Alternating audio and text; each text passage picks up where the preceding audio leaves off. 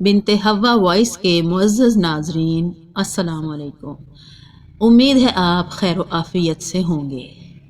آپ کے لیے ایک دلچسپ اور سبق آموز واقعہ لے کر پیش ہوئی ہوں، جسے سن کر یقیناً آپ لطف اندوز ہوں گے۔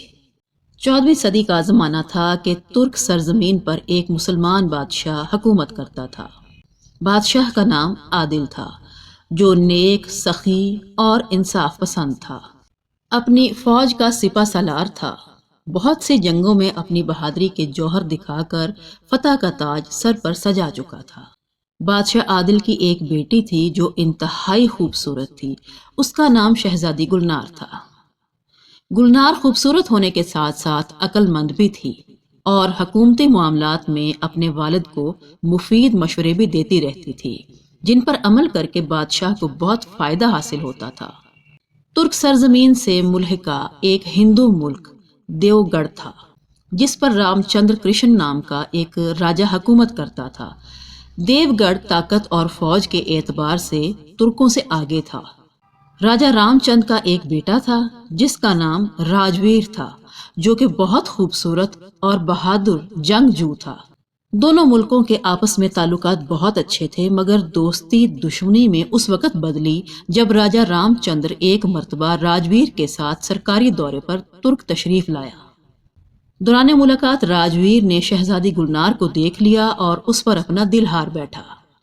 دورے سے واپس جانے کے بعد راجویر اپنے کمرے میں بند رہتا اور گلنار کو یاد کر کے آنسو بہاتا رہتا۔ جب راجہ رام چندر کو اپنے بیٹے کی اس کیفیت کا پتہ چلا تو اس نے بادشاہ عادل سے شہزادی گلنار کا رشتہ مانگا۔ مذہبی اختلافات کی وجہ سے بادشاہ عادل نے انکار کر دیا۔ راجویر نے جب انکار سنا تو اس کی طبیعت مزید بگڑ گئی اور ساتھ ہی دونوں ملکوں کی دوستی دشمنی میں بدل گئی۔ راجہ رام چندر کو اپنی طاقت پر بڑا گھمنڈ تھا، لہٰذا اپنے بیٹے کی زندگی بچانے اور اس کی ضد پوری کرنے کے لیے راجہ رام چندر نے اچانک ایک بڑی فوج کے ساتھ ترکوں پر حملہ کر دیا۔ بادشاہ رام چندر کی فوج نے ترکوں کی اینٹ سے اینٹ بجا دی اور اس پر قبضہ کر لیا۔ بادشاہ عادل نے جب اپنی پسپائی دیکھی تو اپنی بیٹی گلنار اور چند 100 سپاہیوں کے ساتھ محل کے خفیہ دروازے سے باہر نکل گئے۔ بغیر رکے 2 دن مسلسل سفر کرنے کے بعد ایک جنگل میں بسیرا کر لیا۔ سپاہیوں نے جنگل میں لکڑی کا ایک گھر بنایا جس میں بادشاہ اور اس کی بیٹی رہنے لگی۔ اس بادشاہ کی جان تو بچ گئی، مگر شکست اس کو ہضم نہیں ہو رہی تھی۔ بادشاہ کی بیٹی گلنار اپنے باپ کی پریشانی کو بھانپ گئی تھی۔ بادشاہ نے بیٹی سے کہا کہ بیٹی، میں اپنا ملک اور اپنا مقام واپس حاصل کرنا چاہتا ہوں۔ دیو گڑھ کو تباہ اور رام چندر کو موت کا مزہ چکھانا چاہتا ہوں، لیکن مجھے سمجھ میں نہیں آ رہا کہ میں یہ سب کیسے کروں۔ گلنار نے کہا، ابا جان، مجھے سوچنے کا موقع دیں، میں اپنی جان پر کھیل کر آپ کا تخت و تاج آپ کو واپس دلواؤں گی۔ اگلے دن شہزادی نے اپنے والد کو ایک منصوبہ بتایا جسے سن کر بادشاہ غمگین ہو گیا۔ اس نے کہا کہ بیٹی، یہ کام بہت مشکل اور خطرناک ہے، اس میں تمہاری جان بھی جا سکتی ہے۔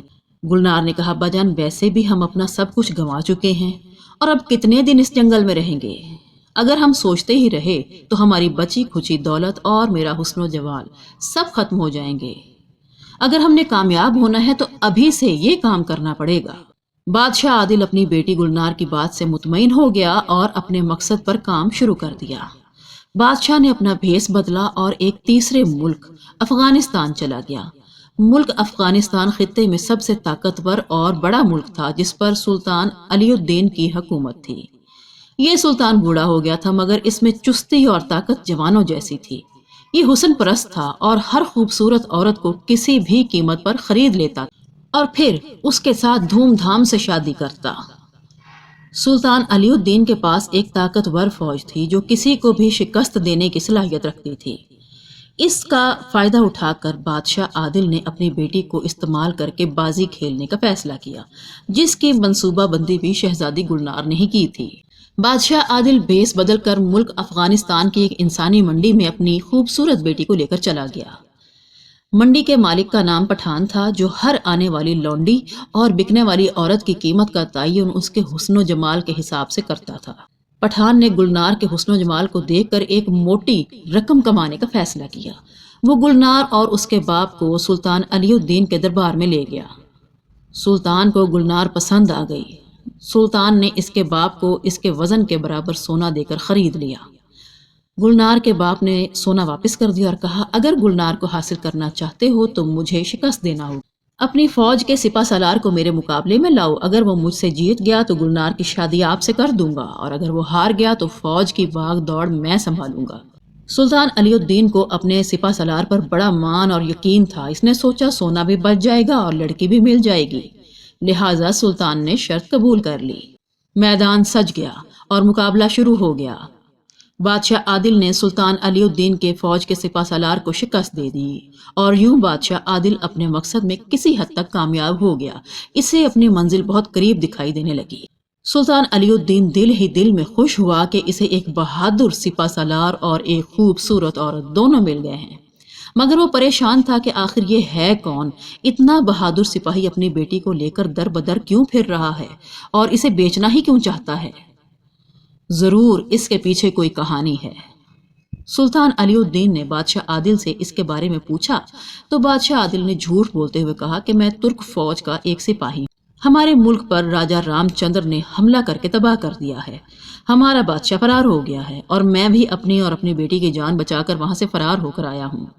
میری زندگی کا کوئی بھروسہ نہیں کہ میں کب دنیا سے رخصت ہو جاؤں، لہٰذا میں آپ کے ملک میں اس مقصد سے داخل ہوا ہوں کہ یہ بھی مسلمانوں کا ملک ہے، اور میں کسی نیک انسان سے اپنی بیٹی کی شادی کر کے اسے در بدر بھٹکنے سے بچا لوں۔ مگر میری خوش قسمتی کہ میں آپ کے دربار میں آ گیا، اور اپنی بیٹی کی خاطر ہی میں نے اپنی جان کی بازی بھی لگائی ہے۔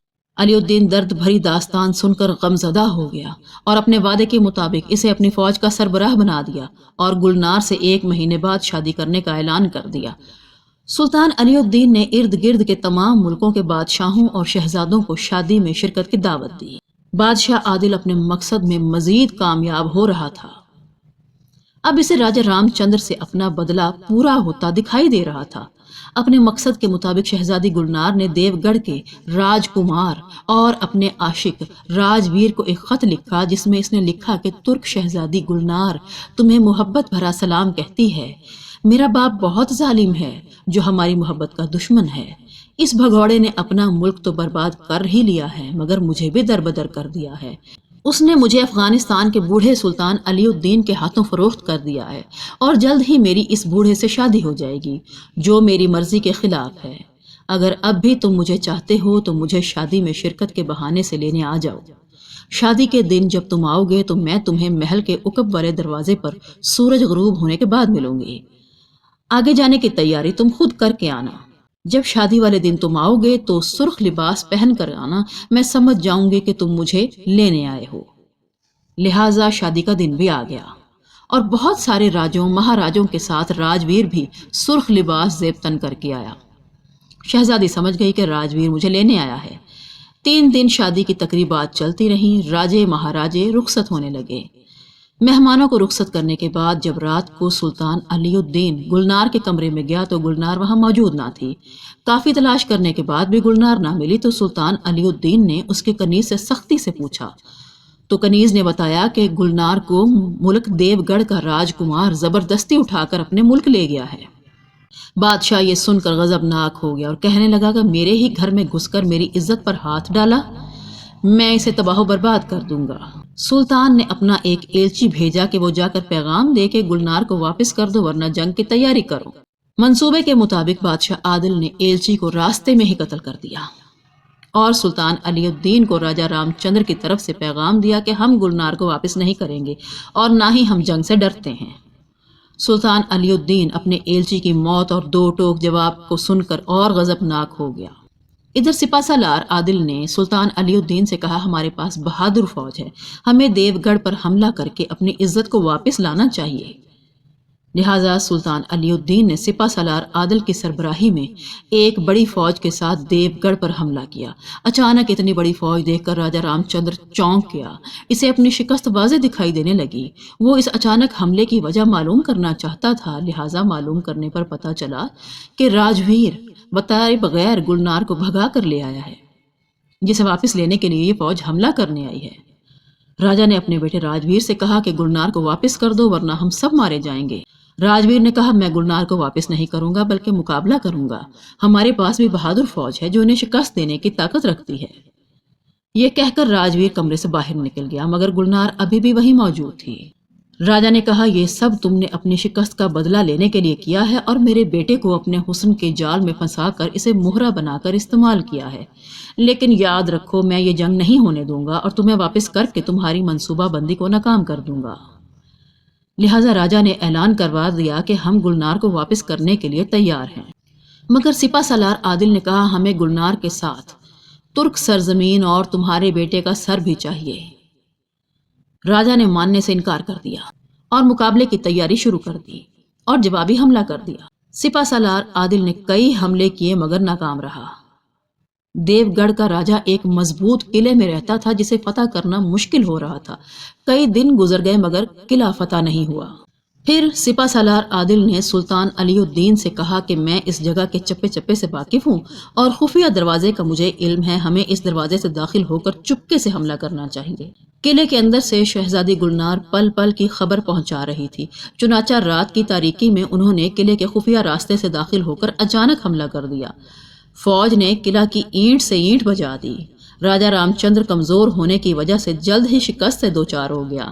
سپہ سالار عادل نے اپنی بیٹی گلنار کو حاصل کر لیا۔ راجویر اور راجا رام چندر کو موت کے گھاٹ اتار کر اپنا بدلہ پورا کر لیا۔ سلطان علی الدین بھی اس جنگ میں مارا گیا۔ سپہ سالار عادل نے تمام مال غنیمت فوج میں برابر تقسیم کر دیا۔ فوج نے سپہ سالار عادل کا انصاف، سخاوت، حسن سلوک اور بہادری دیکھ کر سلطان علی الدین کے تخت کا صحیح حقدار مان لیا اور انہیں سلطان کا تخت سنبھالنے کی درخواست پیش کی، جو کہ سپہ سالار عادل نے قبول کر لی۔ اب سپہ سالار عادل سلطان عادل بن گیا اور وہ اپنی بیٹی کی عقل مندی اور بہادری کی وجہ سے پہلے سے بھی کئی گنا بڑے ملک کا سلطان اور بہادر فوج کا سپہ سالار بن گیا۔ اس نے اپنا کھویا ہوا مقام کئی گنا اضافے کے بعد واپس حاصل کر لیا۔ تو محترم ناظرین کرام، یقیناً آپ کو یہ ویڈیو پسند آئی ہوگی، لہٰذا ویڈیو کو لائک ضرور کیجئے اور چینل کو سبسکرائب کیجئے۔ بیل آئیکن کو دبانا مت بھولیے گا اور اپنی رائے کا اظہار کمنٹ سیکشن میں ضرور کیجئے۔ جزاک اللہ۔